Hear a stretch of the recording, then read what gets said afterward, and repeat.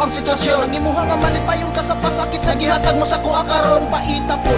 Abi ko ba nga matarong ka sa tanan na butang, ipaasa mo lang day ang gugma ko og sa lain kagiuban sa unsay hinungdan. Nga gihatag ko naman kanimo at tanan. Kulang pa ba ang mga pagsakripisyo para imo kong pasakitan? Pagkasakit sa dughan og wala ko damha, nga inani ang ako ang madatnan sa imuha. Gipalanggat ka kay gihigog mata ka, pero wala ko damha nga mubiya ka sa kuha. Og sa karon wala gyud pag-asa nga mubalik ka sa kuha. Ay padayon ko na lang gyapon ang gugma bisan wala na ka, pero nga